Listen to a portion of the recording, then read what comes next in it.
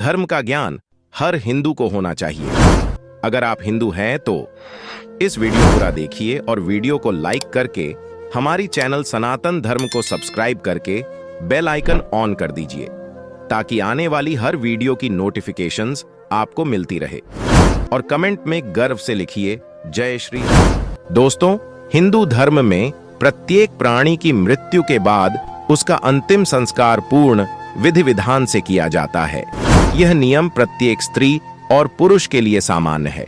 परंतु दोस्तों, जब किसी बच्चे या गर्भवती महिला की मृत्यु होती है तो उनके अंतिम संस्कार की विधि किसी सामान्य मृतक से अलग होती है और इस विषय पर गरुड़ पुराण के 10वें अध्याय में विस्तार से बताया गया है। इस वीडियो में हम इसी विषय पर बात करेंगे। दोस्तों, जब भी कोई महिला गर्भावस्था में होती है तब उसके शरीर में एक नहीं बल्कि दो आत्माओं का निवास होता है, अर्थात एक महिला की खुद की आत्मा और एक उसके गर्भ में पल रहे बच्चे की आत्मा। ऐसे में अगर किसी गर्भवती महिला की मृत्यु हो जाए तो सबसे पहले बच्चे को महिला के पेट से चीरकर निकाल लेना चाहिए, क्योंकि माता की मृत्यु के बाद उसके गर्भ में पल रहे बच्चे की भी मृत्यु कुछ देर में हो जाती है। यदि गर्भवती महिला की मृत्यु तुरंत हुई हो तो संभव है कि उसके गर्भ में पल रहे बच्चे में जीवन हो और बच्चे की आत्मा अभी भी उसके शरीर में ही हो। ऐसी स्थिति में अगर बच्चा जीवित बचता है तो उसका पालन पोषण परिवार के अन्य बच्चों की तरह ही किया जाना चाहिए, और अगर बच्चा मृत निकले तो उसका अंतिम संस्कार कैसे किया जाता है वह भी इस वीडियो में आगे जानेंगे। दोस्तों, गरुड़ पुराण के 10वें अध्याय में गर्भवती महिला के अंतिम संस्कार से जुड़ी एक स्पष्ट विधि का वर्णन मिलता है, जिसके अनुसार मृत गर्भवती स्त्री का अंतिम संस्कार गरुड़ पुराण में वर्णित क्रियाकलापों का पालन करते हुए ही करना चाहिए। मृतकों का उनकी अवस्था के अनुकूल बताई गई क्रिया के अनुसार ही अंतिम संस्कार किया जाना चाहिए।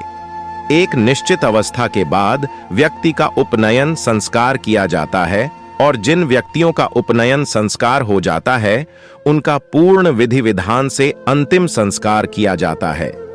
स्त्रियों में उपनयन संस्कार नहीं होता, बल्कि विवाह को ही उपनयन संस्कार के ही तुल्य मानकर उनका दाह संस्कार करने का विधान है। अतः किसी भी स्त्री की मृत्यु के पश्चात संज्ञादान, गोदान, घनदान, अष्टमहादान, वृतोशर्घ आदि क्रियाएं करना अनिवार्य है। गरुड़ पुराण में यह भी बताया गया है कि जब किसी गर्भवती महिला के पति की मृत्यु हो जाती है तो इस अवस्था में उसे संयम और धैर्य का परिचय देना चाहिए। गर्भवती महिला को चिता के साथ सती नहीं होना चाहिए, बल्कि बच्चे को जन्म देकर उसका पालन पोषण करना चाहिए, और फिर जब वह बड्डा हो जाए अर्थात खुद का ध्यान रखने योग्य हो जाए तब महिला अपनी इच्छा अनुसार अपना देह त्याग सकती है। परंतु दोस्तों, कालांतर में सती प्रथा का अंत हो चुका है और यह प्रथा कहीं भी देखने को नहीं मिलती। इन सब के अलावा गरुड़ पुराण में यह भी बताया गया है कि नवजात शिशु अर्थात अल्पायु में मृत्यु को प्राप्त होने वाले जीव जिन्होंने अभी कुछ भी अधर्म नहीं किया होता है, ऐसे जीवों के मरने पर होने वाली अंतिम क्रिया भी कम ही होनी चाहिए।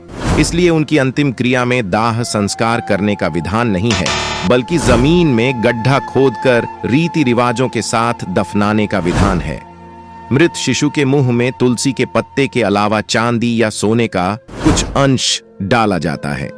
फिर नहला धुलाकर उन्हें नए श्वेत वस्त्र पहनाए जाते हैं और फिर उचित स्थान पर दफना दिया जाता है। ऐसा नवजात शिशुओं से लेकर 8 वर्ष तक के मृत बच्चों के साथ किया जाता है।